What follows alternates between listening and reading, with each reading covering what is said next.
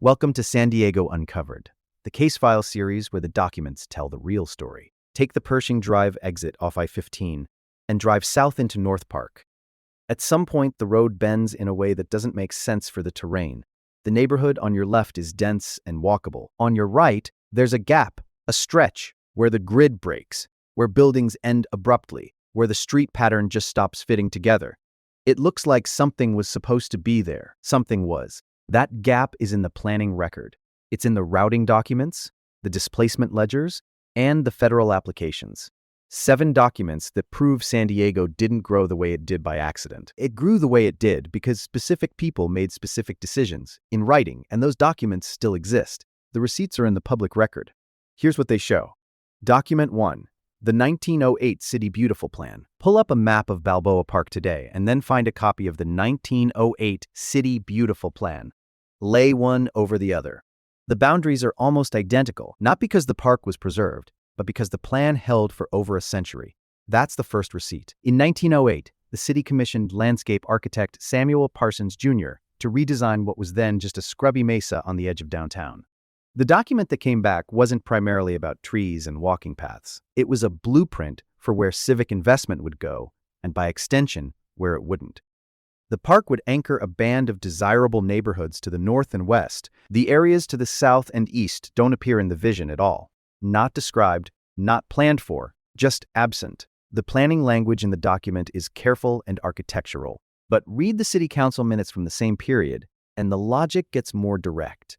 A beautified park core would drive up adjacent land values, which would attract a certain kind of development, which would attract a certain kind of resident. The aesthetic talk of civic dignity was real enough, but it was doing double duty as a land value argument.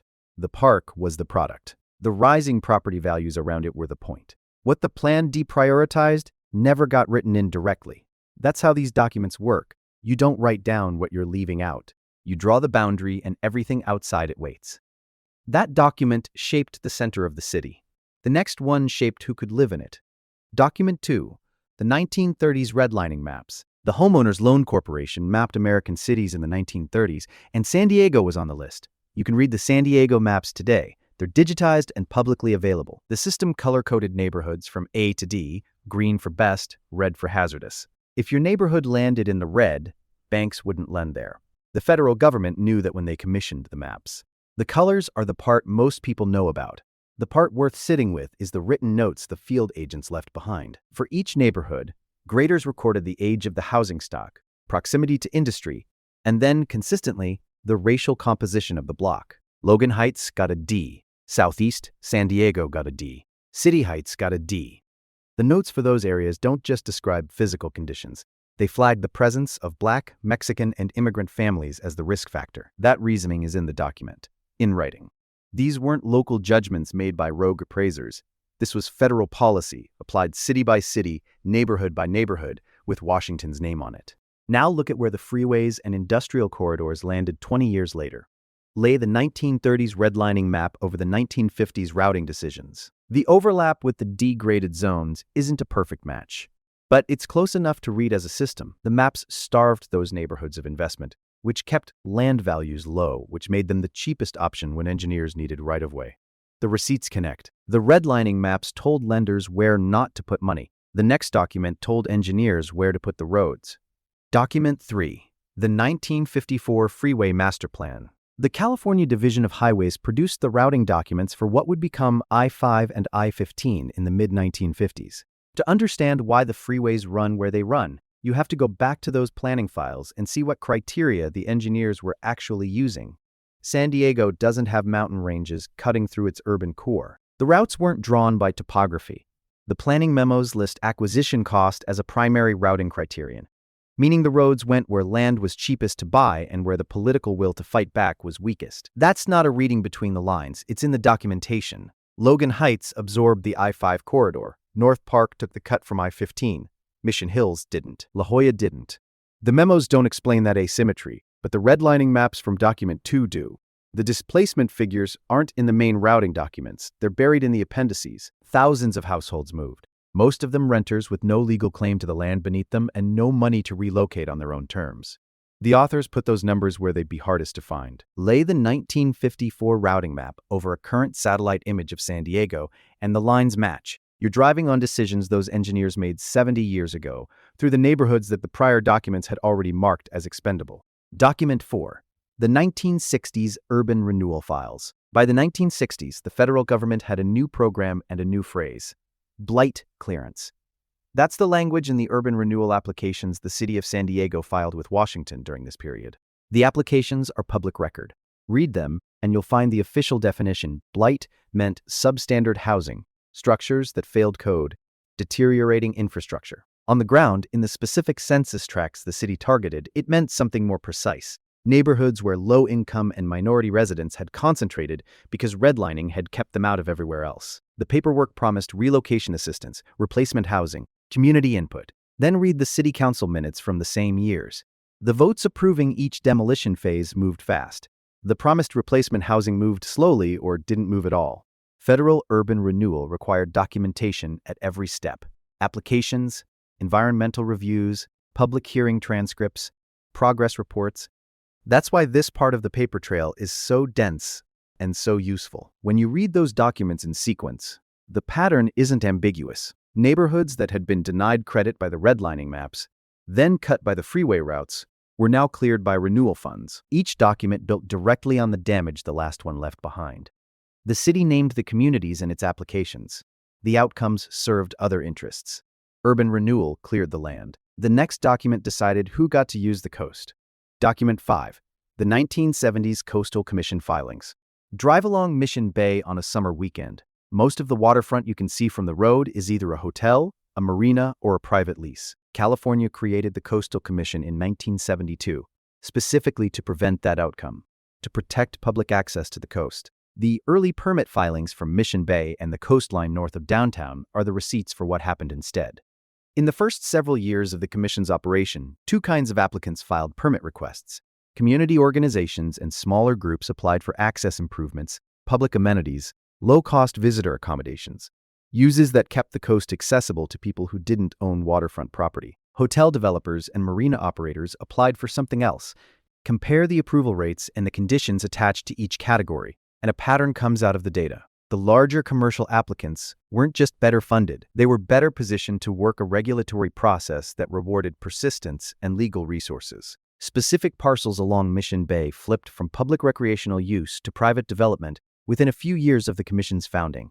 The filings show it happening in steps: a lease extension here, a use variance there. Nothing dramatic enough on its own to trigger a public fight, but enough collectively to change who the waterfront was actually for. The Commission wasn't captured in any simple way. The process just favored the applicants who could outlast it. The coast shifted toward private use. The next document shows how the military quietly shaped everything inland. Document 6.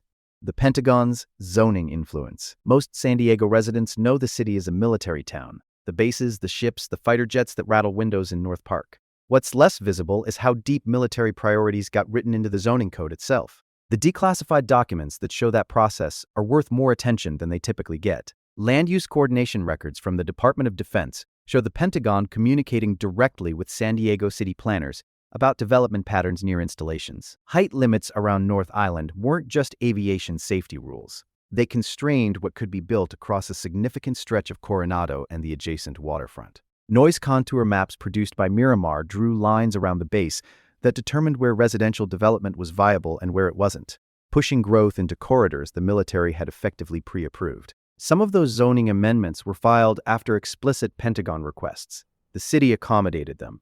That's not necessarily corruption. Real operational needs drove some of the requests. But the effect on neighborhoods adjacent to the installations was real, and that effect never showed up in any public debate about military policy or housing. It showed up in a zoning amendment buried in a planning file from 40 years ago, placed there without a press release or a vote anyone remembers. Document 7. The 1998 General Plan Revision. 6 documents, 6 decisions, each one building on the conditions the last one created. By 1998, the city knew the history. The General Plan Revision that year says so directly. The preamble uses language about equity, correcting disinvestment, building a city that works for every neighborhood. Read it, and it sounds like someone finally understood what the prior decades had done. Then read the specific zoning changes that passed alongside it. The neighborhoods upzoned for higher residential density in 1998 were largely the same ones that had absorbed the freeways, the clearance programs, and the coastal access losses. The single-family zones that stayed protected, the ones with the strongest community associations, the most organized opposition to density, the highest property values, held. The equity language in the preamble didn't produce equity outcomes because the zoning map that came out the other end still reflected the same geography of advantage the prior documents had drawn. The public comment record from that revision is the clearest part of the whole paper trail. People showed up. Residents from Logan Heights, City Heights, and Southeast San Diego submitted comments. The administrative record logged their objections, acknowledged them, and didn't act on them in any meaningful way. Comments from community planning groups in wealthier neighborhoods opposing density changes in their areas produced amendments. The record doesn't show bad faith. It shows whose participation the process was built to reward. What separates this document from the other six is timing. The 1908 plan feels remote. The redlining maps feel like a different country. The freeway routing feels like it happened to a previous generation. The 1998 general plan revision is recent enough that its decisions are still running.